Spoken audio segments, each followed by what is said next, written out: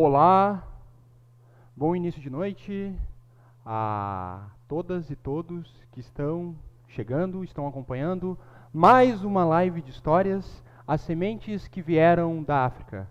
Eu me chamo Jonathan Ortiz Borges e hoje eu conto com a participação mais do que especial da Lilian Rocha, de Porto Alegre, e Tony Edson, de Alagoas, Maceió. A gente vai fazer um primeiro momento, uma breve história. Abordaremos hoje um assunto muito importante dentro, principalmente, do atual contexto do nosso estado aqui, o Rio Grande do Sul. E depois seguiremos com uma conversa, um bate-papo, que eu acredito que todos e todas vão gostar, que vai ser muito produtivo, junto com o Tony e com a Lilian. Tá bom? Compartilhem, comentem, divulguem. Vou repetir, compartilhem, comentem, divulguem. É necessário, é imprescindível que cada vez mais possamos espalhar por aí as sementes que vieram da África, as histórias, a cultura do povo africano. Por isso esse projeto, essa proposta em si, ela se dedica a contemplar histórias afro-brasileiras. Porque no Brasil, todos sabemos, temos uma herança enorme, gigantesca, culturalmente falando, na formação do nosso povo, dos escravos que foram raptados da África e foram trazidos para o Brasil. Então venham conosco, conto com a parceria do No Palco. A live está sendo transmitida pelo YouTube No Palco, pela página do Facebook da Job Soluções Culturais, e depois também estará disponível no YouTube da Job Soluções Culturais. Estamos aqui hoje no Teatro do Sesc, esse grande parceiro, e muito obrigado, Sesc, a Simone, que abriu as conversações conosco e a gente, no final, acabou acertando de poder estar aqui para fazer mais uma live. A outra que está disponível na página do Sesc Canoas e do Sesc de Porto Alegre, do Estado, na verdade, também está lá, que a gente fez com a participação da Carmen Lúcia, do Tony Edson e do Sunny Queixe. Então, olhem lá, procurem. E quero agradecer essa live em si hoje, pelas histórias, pela amizade, pela grande parceria, por ter me oportunizado conhecer boas pessoas, seres humanos bons, a minha amiga, rainha do que, Bárbara Catarina, que ela não vai poder acompanhar essa live hoje. Infelizmente, ela está internada por causa de complicações do Covid-19. Então essa vai para ela. Peço que todos, cada um com a sua religião, mandem orações, muita força. Ninguém merece, mas por todo o carinho que eu tenho por ela e por saber o ser humano que ela é, ela, mais do que ninguém, merece menos ainda. Então, Barbrinha, como eu gosto de chamar ela, é para ti, tá bom? Obrigado pela amizade e obrigado por tudo. E que tu volte logo, passe por essa, para poder estar junto com a gente, porque ninguém merece essa ingratidão.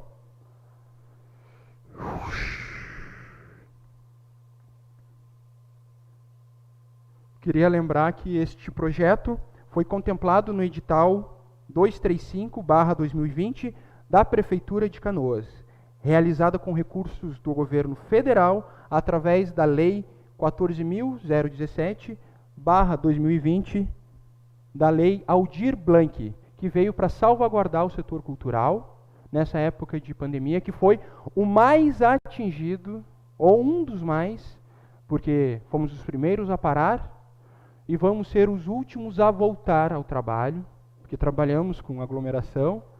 Então, fica aqui o meu apelo.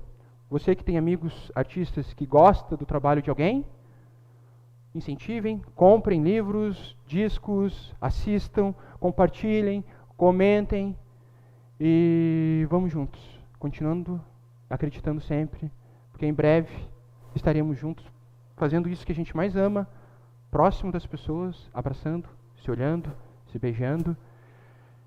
E vamos começar então. Mais uma coisa.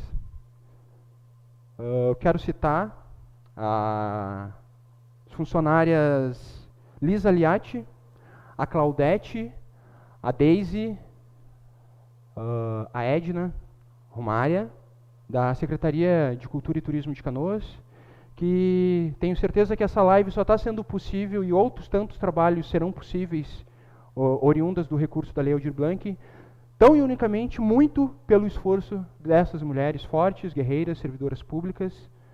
Então, se não fosse toda a competência delas na execução dos recursos para a aplicação da lei, não estaríamos aqui hoje. Sabemos que outros municípios não conseguiram fazer ou não quiseram, então, meu muito obrigado à competência das meninas ali da Secretaria de Cultura e Turismo de Canoas. Vamos lá. Vou botar aqui atrás.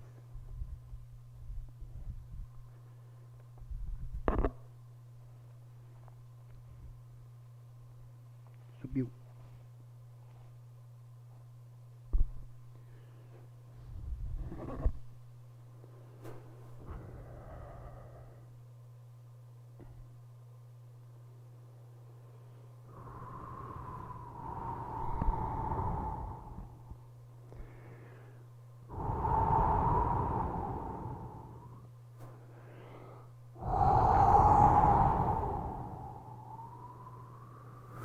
Tem uma aldeia na África, um país chamado Congo, se não me engano, que tem uma época em que todos que vivem lá sabem que quando o vento começa a ficar mais forte, é porque está chegando o momento das chuvas, a época das chuvas. E diz que começa assim.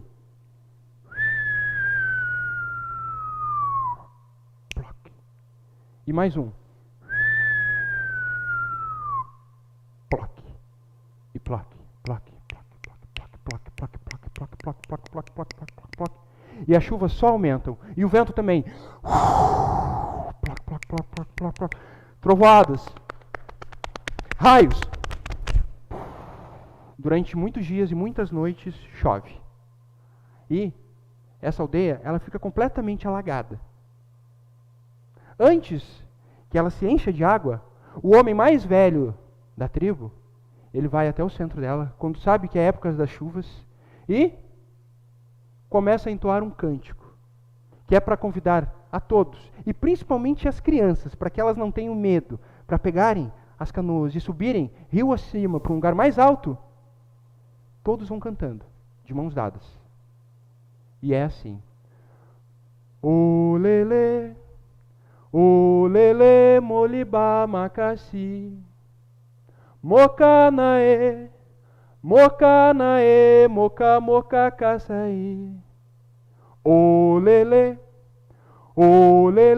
moliba macassi, mocanae, mocanae, moca, moca, caçaí. O primeiro a ouvir o canto começa a repetir, entoando ele também. Criança e adulto, todos saem cantando, rumo às canoas, para irem para esse lugar mais alto. E vão cantando, de mãos dadas, como eu disse. O lele, moliba macassi, mocanae, mocanae, moca, moca, caçaí. Essa mesma chuva que alaga essa determinada região, ela serviu para dar origem ao símbolo maior dos contadores de histórias, que é a árvore do baobá. O baobá é uma árvore tão grande, tão grande, tão grande, mas tão grande, tão imensa, que ela toca o próprio céu. E suas folhas, assim mesmo, conversam com as estrelas.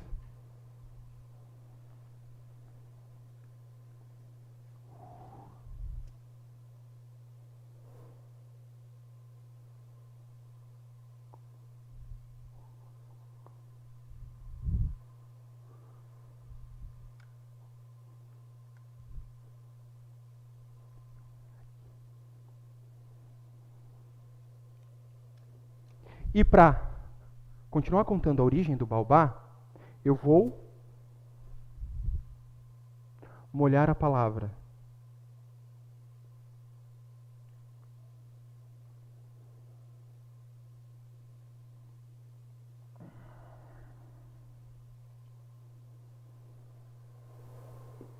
Como eu dizia, essa chuva, uma vez começou a cair. Veio lá de cima. Ploc. E caiu bem em cima de uma sementinha que estava ali parada. E veio outra. Ploc, ploc, ploc, ploc. E as chuvas foram ficando cada vez mais fortes. Essa sementinha se viu inundada, cercada por água, de todos os lados. Foi parar nas correntezas, para lá e para cá, entre gravetos, folhas, pedras e cada vez mais água. Até que ela foi parar no continente africano e, depois que as águas baixaram, ela estava envolta por lama. E ali ficou dias e noites, dias e mais noites, até que,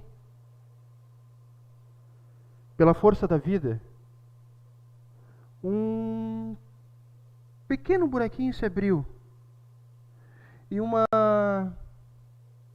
brotinho saiu. Daquele tamanhinho assim, ninguém acreditava que podia dar em muita coisa. Mas foi crescendo, crescendo, crescendo, crescendo.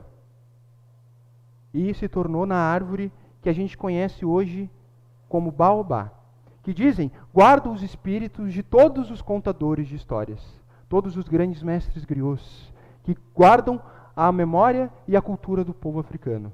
E essa é a literatura oral que eles passam para educar, contando histórias, embaixo da sombra de um baobá ou numa fogueira. Que coisa linda isso, gente. Eu amo, é tão simples isso e eu amo de paixão. Eu gosto de fazer essa introdução sempre com esse canto no significado do Olele Molibá Macassi, quer dizer, vamos, a correnteza está forte, está ficando forte. Vamos, a correnteza está ficando forte. Estamos num momento, principalmente aqui no Rio Grande do Sul, como eu disse anteriormente, que essa live mais do que nunca se tornou essencial que ela aconteça, porque já havia, digamos, se tratado que eu abordaria essa temática também, mas fatos recentes aqui na sessão de posse da Câmara de Vereadores de Porto Alegre, que teve nas últimas eleições uma bancada negra eleita com 4 vereadoras, mulheres, de luta e resistência, mas um vereador também, acho que, eu ia falar o partido, não vou citar, foram eleitos, totalizando 5, que nunca antes aconteceu na Câmara de Vereadores de Porto Alegre. Eles se negaram a cantar um hino racista, que está no hino rio-grandense, que exalta os feitos do povo gaúcho. E uma pertencente à Câmara de Vereadores, uma senhora, se levantou e pediu a palavra e, digamos assim, quis impor a sua, como sempre o branco faz, quis impor de uma fala abusiva até, segundo ela, a atitude de desrespeito desses vereadores recém-eleitos. Por uma questão de ordem, o vereador pediu a palavra e disse que nas instituições educacionais já é permitido que os alunos negros, pretos, afrodescendentes não se levantem e não sejam obrigados a executar ou participar dessa solenidade em que seja executado o hino rio-grandense. Exatamente por conter esse verso racista, onde diz que um povo sem virtude acaba por ser escravo. Eu queria citar esse fato, porque eu quero falar rapidamente agora sobre um fato marcante na história do nosso Estado, que todos sabem que exalta aos 4 cantos do mundo o heroísmo de uma revolução fracassada, elitista, branca, onde foram derrotados e até hoje se comemora, que é o 20 de setembro, referente à Revolução Farroupilha, que foi sim a revolução separatista mais longa da história do país. Essa live também é em memória dos lanceiros negros.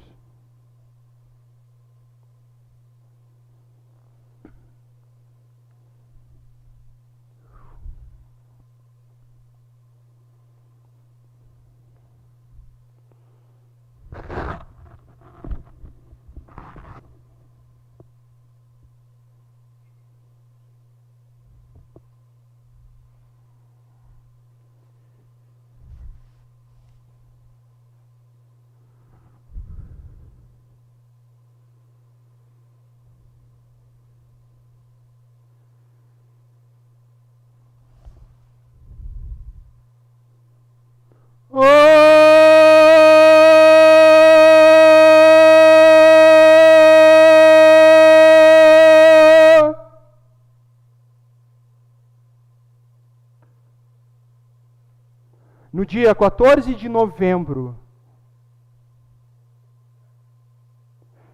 de 1844, no Cerro de Porongos, em torno de 800 soldados farroupilhas negros, escravos que lutavam pela sua liberdade contra o regime escravocrata do Império Brasileiro, foram massacrados na Batalha do Cerro de Porongos. Eu vou repetir. Foram massacrados na Batalha do Cerro de Porongos. Por volta das 2 horas da manhã, cerca, e os números variam, de 800 soldados bravos, valentes, covardemente desarmados, confrontaram as tropas imperialistas e, inevitavelmente, foram dizimados. Foi um acordo do Império Brasileiro com as tropas farroupilhas, generais, entre eles o herói farrapo Bento Gonçalves, para que a guerra chegasse ao fim. E foi a exigência do Império Brasileiro que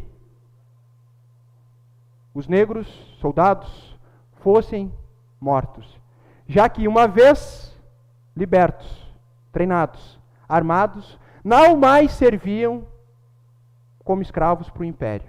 Aqueles que sobreviveram foram mandados para o Rio de Janeiro para voltarem à vida de escravidão.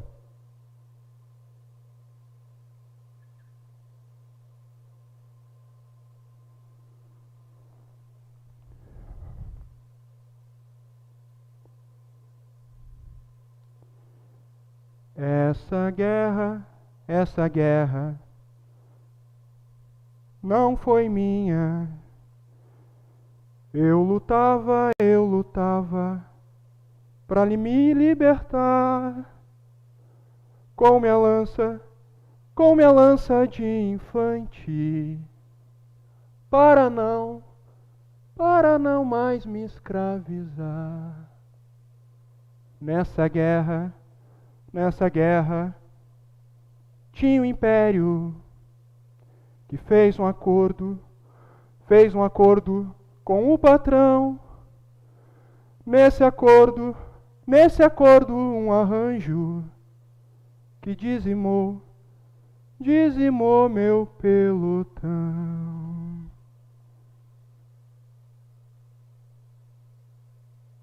Esse fato histórico, que é escondido até hoje nos livros de história do nosso estado e do país, tem que ser cada vez mais de conhecimento de todos. A traição farroupilha, é assim que é chamada. E, para encerrar essa primeira parte, depois vamos para o bate-papo, eu queria, na minha visão, como seria o hino rio-grandense. Não como seria, mas como hoje eu gostaria de representá-lo para vocês.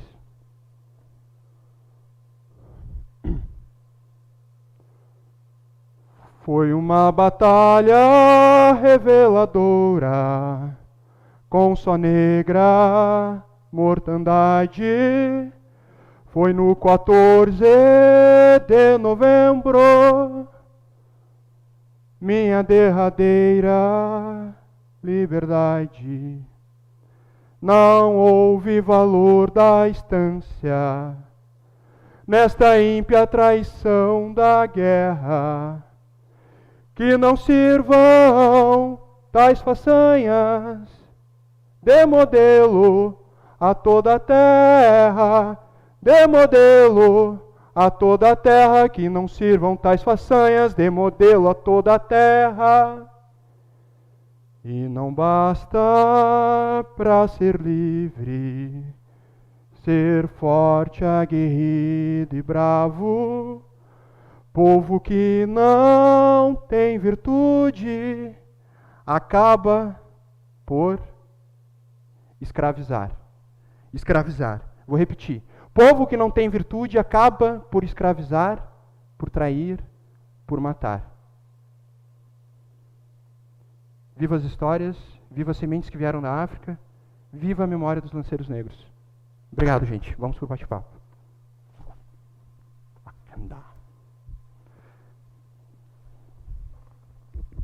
Deixa eu desligar meu microfone. Eles me escutam bem, né?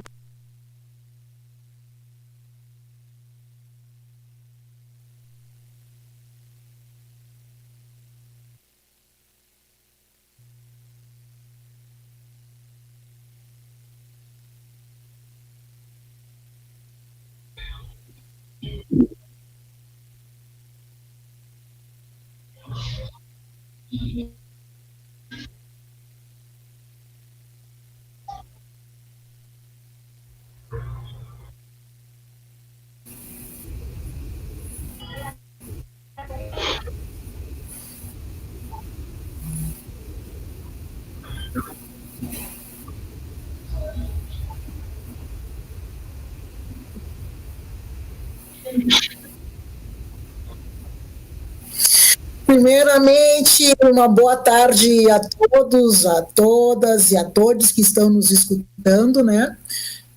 Eu sou Lilian Rocha, analista clínica, mas com uma apaixonada pelas artes desde muito cedo, né? Então, eu sou escritora, eu sou musicista, sou fazendeira de dança e sou educadora biocêntrica, né?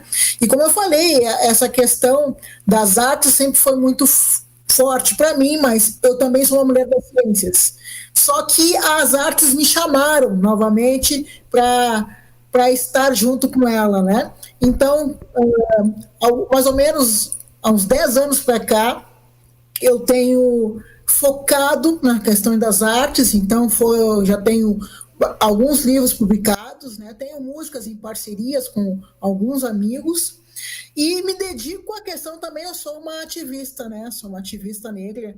Eu acho que é importante colocar isso, principalmente nesse momento, já que tu ressaltaste, Jonathan, nós estamos vivendo, e dizer que nossos passos vêm de longe, né? Então, eu nasci frequentei durante muito tempo os clubes negros aqui de Porto Alegre, como Floresta Aurora, né, como Prontidão, enfim, que são clubes que trazem essa matiz de preservar a sua história, e a gente sabe que a nossa história negra no nosso estado foi durante muito tempo invisibilizada.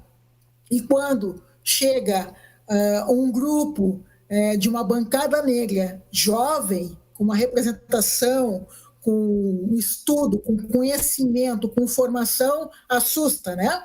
E é isso, né? A gente tem que colocar que podem ficar assustados, mas o momento agora é de toda uma retomada na nossa história. Podem ficar assustados que nós viemos para ficar. Então, não é moda, não é mimimi, não é nada disso. É simplesmente ocuparmos os nossos espaços, né? Como eu falei, eu sou uma escritora. E durante muito tempo, no Rio Grande do Sul, não se conhecia escritoras negras, né? Mulheres negras escritoras. Então, chegava numa escola, as crianças se surpreendiam com isso. Então, na realidade, agora nós temos várias escritoras negras aqui no Rio Grande do Sul, aqui em Porto Alegre, que estão lançando livro, que estão se colocando em palestras, realizando saraus, porque agora chega das outras pessoas contarem as nossas histórias. E eu fico muito contente que tu possa trazer essa história dos lanceiros negros, que é uma história que aconteceu aqui no Rio Grande do Sul, mas que certamente lá no Maranhão deve ter tantas outras histórias também, né? Que também são visibilizadas. E eu acho que eu, como escritora, eu tenho esse papel. Algumas pessoas me perguntam, até quando tu vai escrever sobre essa temática, né? Literatura negro-brasileira. Até quando for necessário, até quando não se matarem tantas crianças no Morro Carioca, até quando não se colocarem o joelho nas costas de alguém que está fazendo compras no supermercado, até quando os Estados Unidos não se matarem alguém colocando o joelho no pescoço de uma pessoa negra. Então, enquanto ainda for necessário, essa temática vai estar nos meus livros, nos meus escritos, porque ainda é necessária, né? E agora, no início, eu vou fazer uma apresentação, né, de quem é essa Lilian. Então, essa Lilian é uma pessoa ciente do seu momento, de escritora negra num estado que nós somos praticamente apenas 18%, em Porto Alegre um pouco mais, e que nós temos que sempre estar buscando espaços, né? A gente tem que estar empurrando a porta para conseguir entrar.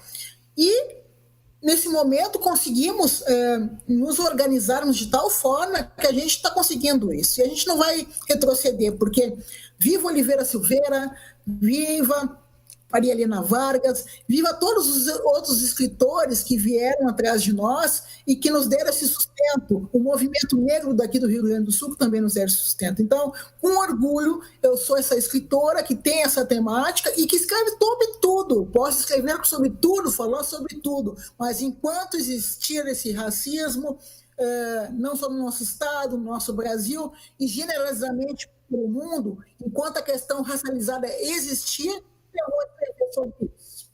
Começo por aqui, depois a gente vai prosseguindo. Valeu, Lilian.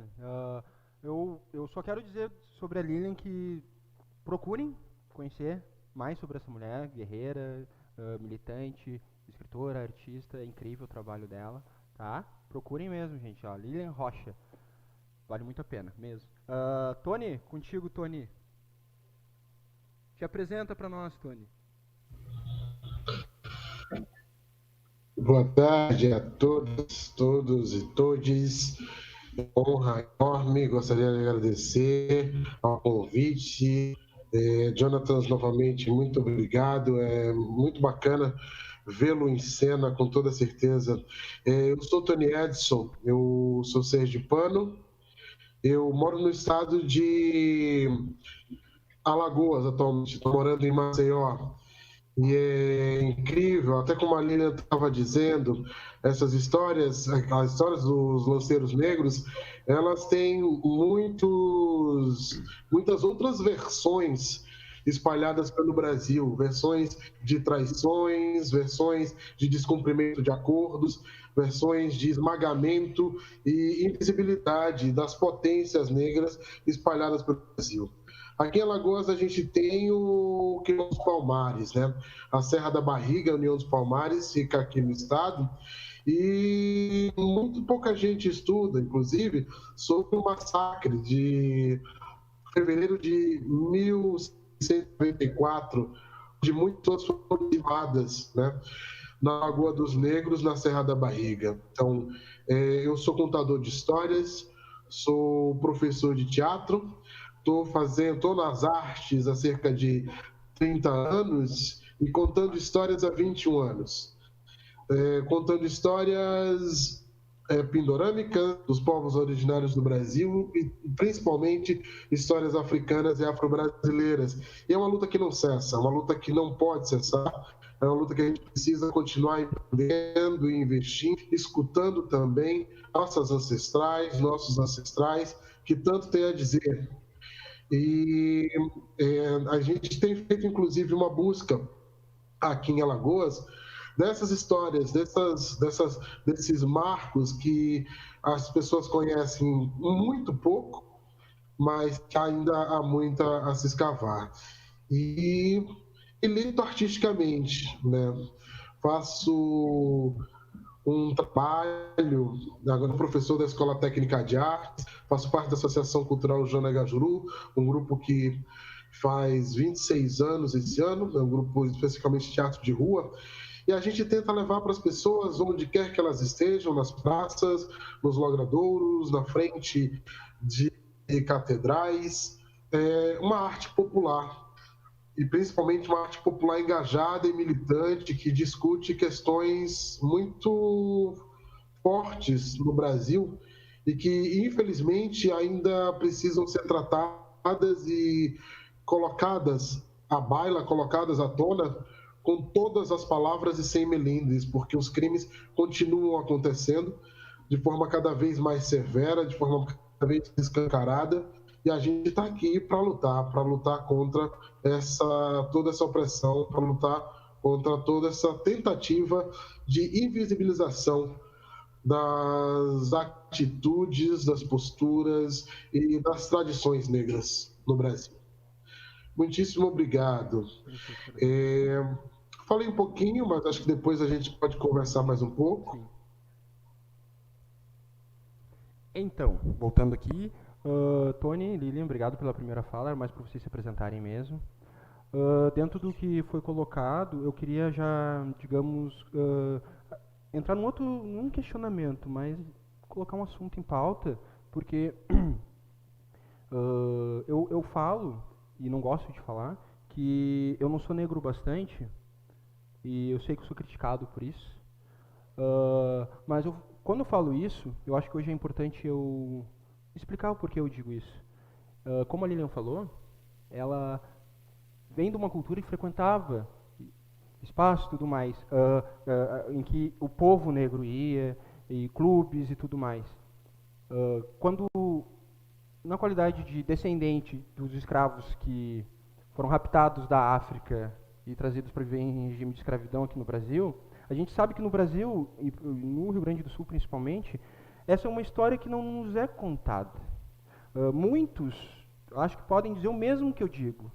Porque para mim, é tu viver toda uma cultura, tu saber das tuas origens, é tu viver isso, de fato, entendeu? Então por isso que eu digo, e é com tristeza que eu falo. E como eu tenho um monte por aí, faz muito pouco tempo que eu estou buscando conhecer mais sobre as minhas origens, mais sobre as histórias da África. Tipo, deveria saber isso desde criança. Mas, infelizmente, isso é escondido, é velado. A gente só ouve a história contada pelos opressores, pelos dominadores, o homem branco. E eu fui criado assim, é com tristeza que eu falo isso. E eu queria passar para a Lilian, de novo, Lilian, e daí mostra um pouco do teu trabalho também, para nós. Então, assim sendo, eu tenho uma poesia que é exatamente sobre os lanceiros negros, que se chama Tropas de São Benedito, que foi musicada por um amigo meu, que se chama José Carlos Rodrigues. A poesia está no meu último livro, que é o Meninas de Tranças, né? Pela editora Taverna. E antes de começar a falar sobre isso, eu gostaria de fazer a poesia, tá? Só que eu vou fazer musicada, se tu não te importa. Vai lá. Então é assim. A cara preta da revolução foi esquecida, bravos guerreiros vencidos em uma luta perdida por hongos, emboscada maldita. A liberdade tão sonhada ficou na lembrança da lança, manchada de sangue, a cara preta da revolução foi esquecida, bravos guerreiros vencidos em uma luta perdida por hongos, emboscada maldita. A liberdade sonhada ficou na lembrança da lança, manchada de sangue, na terra farroupilha. Turnamente ecoa no silêncio, lanceiros negros, presente na terra farroupilha. Grito na mente ecoa no silêncio, lanceiros negros, presente. Eu acho bom ressaltar que essa história não é conhecida, né? Então, eu vou a muitas escolas aqui em Porto Alegre, no Rio Grande do Sul, e a muitas feiras. E eu faço questão ou de declamar, ou de cantar essa música para alunos de ensino fundamental, ensino médio, nas universidades, porque a gente sabe que a nossa história não está nos livros, né? Então, quando chegou mais ou menos no ano de 2013, me questionaram o porquê que eu tinha tantas poesias em tantos lugares, como em palestras e trabalhos que eu realizava, e que eu não tinha livro. Então, a partir de 2013, surgiu o primeiro livro, A Vida Pulsa, Poesias e Reflexões, pela necessidade de se ter uma cara como a minha no meio literário do Rio Grande do Sul, onde não existiu a Maria Helena Vargas e outras mais antigas, mas que depois teve um grande ato, depois surgiu outras como Ana dos Santos, Eliane Marques, Fernanda Basso, Tayasmin Schmatt, Fátima Farias, mas durante um longo período houve um hiato dessas escritoras, né? Então, em 2013, eu resolvi publicar, porque eu escrevia desde pequena, mas aquela coisa assim, mas o mercado editorial sempre foi branco, homem, classe média alta, eixo Rio-São Paulo. E eu pensei, vou publicar, mas será que vai ter alguém que vai querer comprar meus livros? Esse aqui é o terceiro, né? Um terceiro autoral. São mais de 40 coletâneas. Eu faço parte da organização de um sarau muito importante que tem aqui, se chama Sarau Papo Poético, né? Que nós realizamos, agora estamos parados, mas uma vez por mês, desde 2012, realizando um sarau que é de protagonismo e literatura negra, né? Faço parte da Academia de Letras do Brasil, Rio Grande do Sul, onde a minha patronese é a Carolina Maria de Jesus, ressaltando a importância de colocar os nossos escritores negros aí, né? Faço parte da União Cultural, também é uma academia, onde a minha patronese é a Maria Firmina dos Reis, a primeira escritora negra romancista do Brasil, que escreveu antes da abolição da escravatura, com o livro Úrsula. Então, dentro da minha trajetória, é claro que a gente está na sociedade a gente permeia vários lugares, eu faço parte de vários grupos, de vários saraus. Mas eu acho importante ressaltar que é importante que se deem conta que existe uma cultura negra no Brasil, no Rio Grande do Sul, aqui em Porto Alegre, que ela é muito vasta, que ela é muito rica. E naquele instante era necessário trazer essa questão dessa cultura através da literatura. Até porque nós tínhamos várias histórias, né, no formato oral dos nossos griots, mas pouca coisa impressa. E a gente sabe que na nossa sociedade, infelizmente, em muitos momentos, eles valorizam muito mais o impresso do que o oral. Então, tem que ter oral, porque é a nossa tradição e importantíssimo, porque é assim que a gente passa para as nossas próximas gerações, mas tem que ter impresso também. Então, a partir de 2013, eu comecei a publicar, não parei mais, eu faço parte de vários coletivos, Gente de Palavra, Sarau das Minas, Partenon Literário, Mulherio das Letras Nacional, porque eu acho que nós temos que estar em todos os lugares, né? E assim, como eu disse antes nós éramos pesquisadas, agora nós queremos escrever as nossas próprias histórias, né? Tanto que tem um livro aqui que foi publicado e que foi finalista do Prêmio Minuano de 2019, que conta a história da sociedade negra de Porto Alegre. Foi feita a 6 mãos. Eu, o meu irmão Kleber e minha irmã Maria Aparecida contando histórias que nossa mãe nos contava. A minha mãe tem 87 anos hoje, tá? Então, nós colocamos onde os negros viviam na década de 30, 40, 50, né? O que faziam, onde trabalhavam, como se divertiam, as histórias nós tínhamos aqui uma liga da Canela Preta. Por que a Liga da Canela Preta? Os negros não podiam jogar nos clubes de futebol dos brancos, então os negros criaram uma Liga da Canela Preta na década de 20. Então a gente também conta. Então, essas histórias, a mãe estava com 87 anos e o Nilo Feijó, que foi o presidente do Plantidão, faleceu uns anos atrás, e essas histórias estavam se perdendo. Então a gente resolveu colocar no livro essas histórias para não se perder. Como é que era o carnaval, os bloquinhos de carnaval em Porto Alegre? Como é que surgiu a Praiana, a primeira escola de samba aqui no Rio Grande do Sul, aqui em Porto Alegre, né? Então todas essas histórias, o quanto são necessárias. Então essa é a minha trajetória. de perceber que a nossa história, a nossa cultura era invisibilizada, então chega disso, né? Eu quero mudar, então eu vou ser agente disso, resolver ser agente de mudar essa questão dessa história e começar a produzir e mostrar esse trabalho.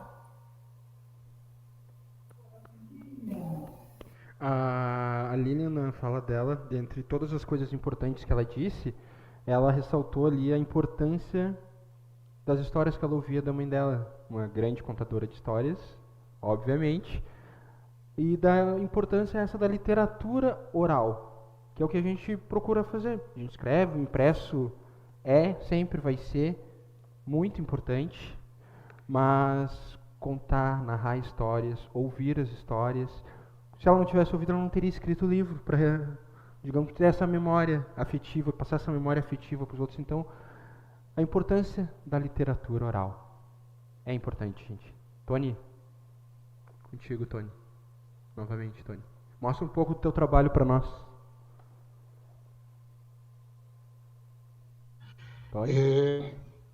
Pode te ouvir, Lilian, com toda certeza. Toda essa história, todas essas trajetórias são inspiradoras, com toda certeza, com toda certeza. Mas eu vou copiar um pouquinho o que você fez e como você começou cantando. Eu vou cantar uma música também, uma música de um espetáculo que teria estreado em maio do ano passado, mas por conta da pandemia a gente ainda não conseguiu avançar. Espera-se que esse ano a gente consiga em cena Palmares, Nossa Nação, como eu falei para vocês, contando histórias em torno da Serra da Barriga e do Quilombo dos Palmares. E vai ter um momento desse espetáculo que a gente vai fazer espetáculo com Jane Santos, contadora de histórias, atriz. Eu também estou contando, e a Mano Preta vai estar declamando alguns poemas que ela mesma fez, cordéis, e tocando percussão ao vivo. Mas vamos lá. Tem gente que a gente vai cantar assim, ó. É zamba, zambique, zomba, é samba, simbora zumbi. É zamba, zambique, zomba, é samba, simbora zumbi. É zamba, zambique, zomba, é samba, simbora zumbi. Chamado de quem desmanda, carreira de resistir. Na serra que é da barriga, cantar, fazer figa e não desistir. Nós estamos na mesma corrente, não no mesmo caldeirão. Corrente de vento quente, passe presente da nossa união.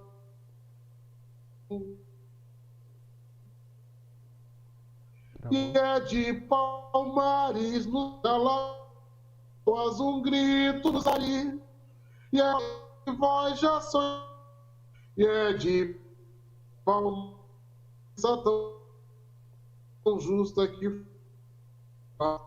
é zamba, zambique, zomba, é sangue, é samba, simbora zumbi, embora zumbi.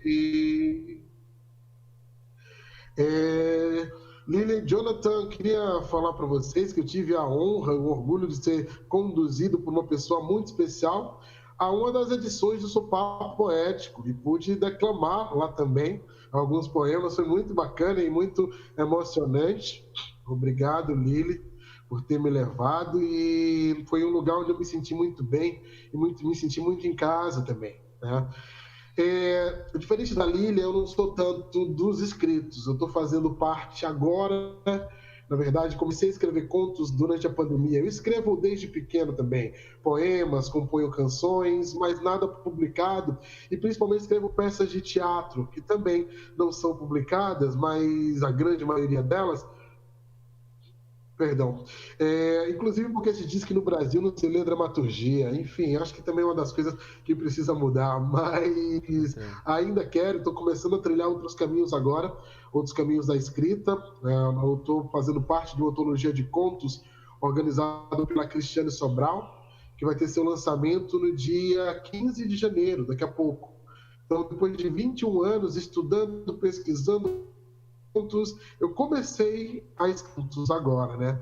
E fico muito feliz, estou muito feliz com todo esse processo. Se eu só mostrar para vocês o livro, a gente ainda está começando o processo de divulgação, mas daqui a pouco a gente vai estar com Águas de Lei circulando. São autoras e autores de todo o Brasil fazendo um trabalho muito bonito. Então tem 2 contos. Eu resolvi, inclusive, revisitar a minha história, revisitar um pouco alguns momentos desse Tony adolescente, criança, para colocar nesse conto, é claro, cercando de muita ficção. Eu coloco algumas coisas, alguns reais, e vou brincar com isso, mas com certeza os meus pés estão muito mais fincados na oralidade. Estão muito mais fincados no texto, na narrativa oral, na oralitura, né? Como já diria Leda Martins. E eu lembro um pouco as palavras do Amadou Rampateba, que pesquisa contos africanos em diferentes países durante cerca de 15 anos, e ele percebe que em muitos desses países a estrutura dos contos continuava igual. Mudavam algumas vezes algumas nuances, transições do conto, algumas personagens, algumas entidades, mas a estrutura, a história, aquilo que regia o conto permanecia da mesma maneira. E a gente está falando de contos de 700 anos, de 1000 anos, contos de séculos e até milênios que atravessaram a história através da oralidade, através do que é dito. Eu compreendo enormemente o poder da escrita, mas eu ainda acho, como a Lilian falou, muitas vezes mais valor aquilo que é escrito. O meu processo de trabalho é exatamente uma tentativa de revalorização da oralidade. Não é resgate, porque eu costumo dizer, ela não está morta, ela está bem viva, né? A contação de histórias dos grandes centros, ela tem diminuído um pouco, eu acho que com o movimento que o Jonathan faz, a própria Lília, eu também, a gente tem voltado a que as pessoas prestem atenção e parem para escutar. Mas se a gente chega no interior do Brasil, em várias cidades, ainda é muito forte essa questão da contação de histórias, e que aqui no Nordeste, então, essa questão de contar histórias em volta de fogueira, com certeza a própria pandemia mudou um pouco muitas dessas relações, mas em Burkina Faso, um país que eu pude visitar, eles têm internet, eles têm todo o aparato tecnológico, mas tem uma valorização da oralidade que a gente também precisa aprender mais aqui no Brasil. Eu acho que, principalmente nos grandes centros, onde a gente tem se afastado um pouco dessa tendência. Então, eu escrevi uma tese de doutorado no curso do PPGC da UFBA, né, na pós-graduação em Artes Cênicas da Bahia. Eu escrevo quase 400 páginas para dizer que o que é oral é mais importante do que é escrito, né? Então, o próprio Amadou Rampateba fala, poxa, por que a gente não entende isso também como uma verdade, como uma fonte histórica? Ele fala dos contos que ele pisou. O Sotigui Coetê, num documentário maravilhoso chamado Sotigui Coetê, um griot no Brasil, do Sesc São Paulo, está disponível no YouTube. Antes a gente tinha nossa palavra, e muitas vezes a gente tinha nossa palavra de honra. Hoje em dia, se você não assina um papel, as pessoas não acreditam naquilo que você diz. E eu acho que é esse movimento que a gente precisa retomar. Ter honra de proferir palavras, ter honra de poder falar aquilo que nos atravessa. E acho que tanto a escrita quanto a oralidade podem caminhar em paralelo. Há públicos, com toda certeza, para os dois segmentos. E algumas coisas, por exemplo, as pessoas perguntam, quando é que você vai publicar os contos que você conta? Eles não são meus. Eu, inclusive, tenho autorização de mestres de Burkina Faso para fazer essa publicação. Mas, até como a Lilian estava citando um pouco, o mercado editorial é complicado. E eu ainda não avancei e investi numa publicação se eu não puder, em algum momento, dar retorno para eles, lá em Burkina Faso. Porque eu acho que isso é super importante. É um país onde as pessoas têm uma dignidade, um orgulho de ser burkinabê muito importante. Elas são extremamente elegantes e mesmo que financeiramente dizem que não tem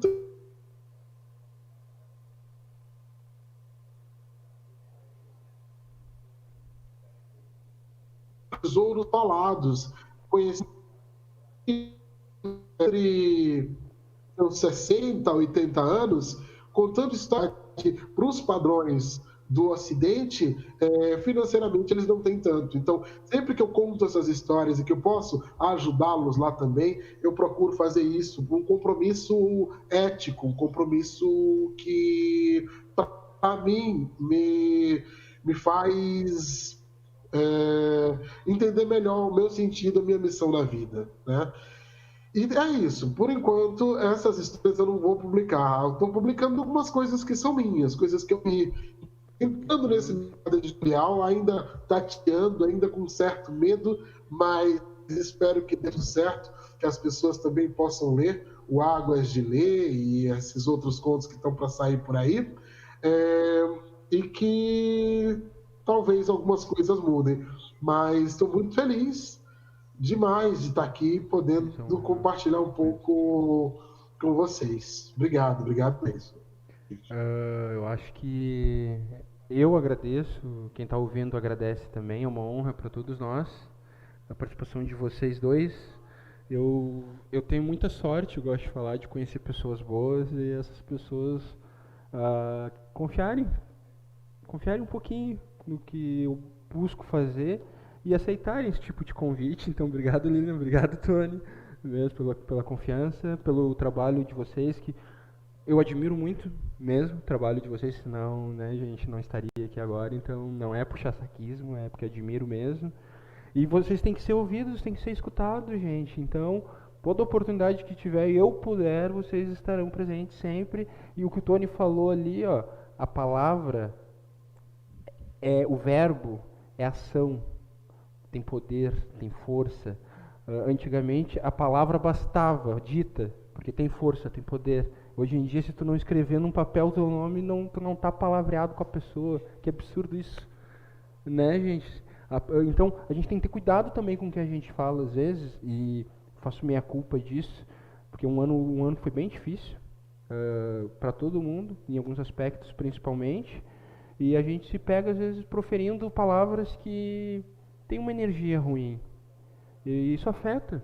Eu sei que afeta, então a gente tem que buscar proferir coisas bonitas, palavras bonitas, contar histórias necessárias, histórias bonitas também, não só bonitas, tipo, mas necessárias, como as histórias dos lanceiros, que eu passei brevemente mesmo, porque até agora eu quero... Lilian, pra ti, Lilian, queria conversar contigo já, assim, vou te intimar agora, que eu quero trabalhar melhor e mais... Quem sabe está desenvolvendo um trabalho mais bem elaborado com essa coisa dos lanceiros negros, que é uma ideia que eu tenho, desse fato histórico, sobre a história dos lanceiros, né, na Revolução Farroupilha.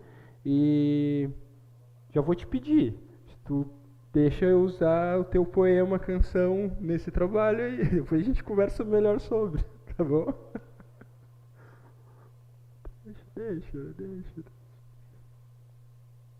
Eu queria falar uma questão que eu sou muito também da poesia falada. Eu sou uma pessoa que trabalha muito com coro. Então, eu sou uma frequentadora de slams, né? Que eu acho importante estar na rua, estar se expressando e estar se colocando. Então, tem a questão do que está impresso, mas eu não deixo por menos de poder expressar através da voz, da oralidade, essas nossas histórias, né? Que eu acho que são fundamentais, né? Então, as pessoas me conhecem, eu faço muito vídeo, né?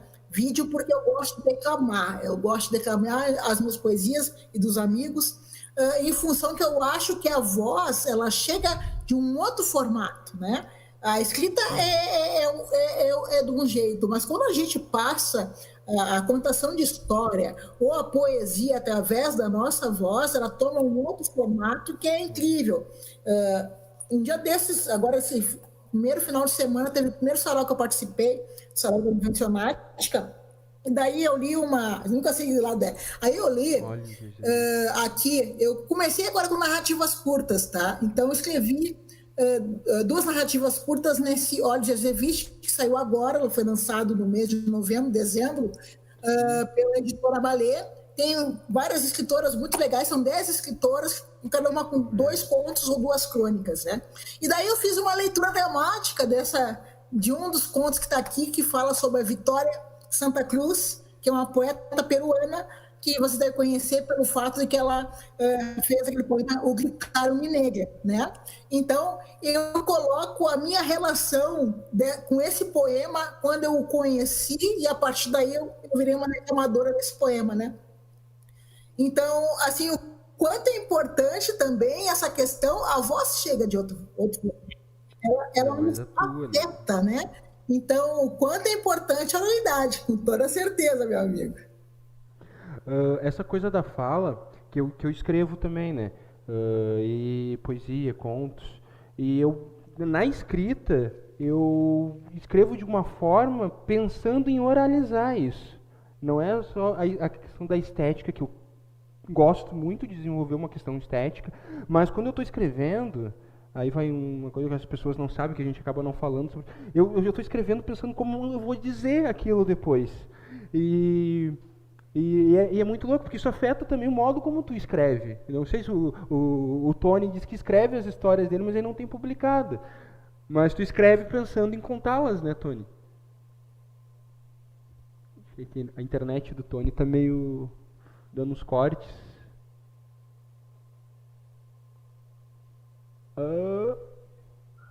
Não? Sabe, Jonathan, o Chernobyl fala uma coisa que eu acho muito interessante. Ele fala que a escrita é uma fotografia do saber, não é o saber em si. O saber vem da luz que vem dos nossos ancestrais. Esse é o verdadeiro saber. E eu gosto bastante disso, mas eu costumo escrever pensando na oralidade, mas eu costumo escrever cantando. Na verdade, nos poemas que eu escrevo, muitas vezes eles já saem melódicos, eles já saem com uma musicalidade, né? Com uma certa melodia, a grande maioria dos poemas, né? E aí, às vezes eu tiro a melodia, deixar as palavras fluírem, ou continuo cantando essas palavras. E eu queria fazer uma propaganda rapidinho, posso? Pode. Eu falei um pouquinho do Águas de Lê, do livro que vai ser lançado no dia... E eu de uma história que eu contava a primeira vez ainda em janeiro ou início de fevereiro, porque um dos grandes mestres também, na minha opinião, que fazia o Sarau Bem Black em Salvador, o Nelson Maca, está organizando também pela Lei Aldir Blanc uma live chamada Oxalive, e que vai acontecer sexta-feiras com entrevistas e aulas. Então, inclusive, quero convidá-los também para assistir. O Nelson está anunciando no Instagram dele, em todas as páginas dele, e eu fui convidado para os saraus para contar algumas histórias. Eu estou estudando algumas histórias, inclusive, de Oxalá, e um dos meus objetivos, na verdade, é contar por que Oxalá usa Codidé, uma história transcrita pelo mestre Didi, né, que fala uma singularidade enorme. A história é de 1966. E é muito engraçado, porque quando eu leio a história do mestre Didi, eu percebo exatamente esse movimento oral na palavra, esse movimento que o Jonathan estava falando, que essa palavra é ação, né? Então eu estou tentando, como eu falo sempre, quando a gente vai contar uma história, a gente tem que colocar essa história na nossa embocadura. Todo instrumento de sopro tem uma embocadura, então a gente precisa colocar essa história na forma das palavras que a gente vai proferir. E eu estou buscando essa melodia nas palavras do mestre Didi. Mas quando eu leio, eu já escuto alguma coisa. Agora eu quero ver se quando eu começar a falar, se elas ainda vão sair ou vão sair um pouco diferentes. Mas até março, provavelmente, está contando algumas histórias de Oxalá. Se tudo der certo, essa vai ser a primeira, né, com a qual vou abrir a minha participação na Oxalive. Aí divulga pra nós, né? Posta nos comentários o link e tudo mais, que a gente quer ficar atento pra poder acompanhar, com certeza.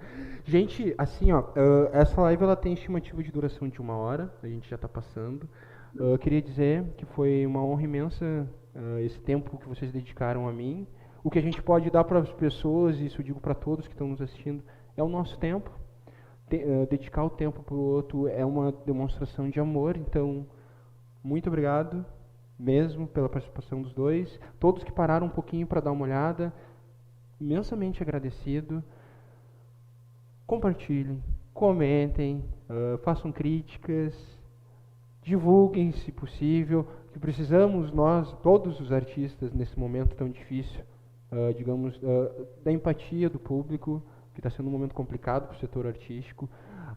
Muito obrigado a Lei Aldir Blanc, ao município de Canoas, pela competência das meninas ali da Secretaria de Cultura e Turismo, a parceria do SESC, no palco. Pessoal que está aqui na técnica, valeu, gente! Valeu mesmo!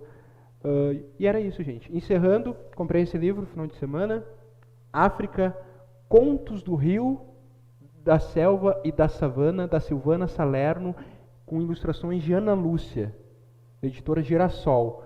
E eu recém comecei a ler, li 2 contos dele, mas fica a indicação da leitura, tá bom? Obrigadão, gente. Até. Axé. Falou. Tchau. Tchau, gente.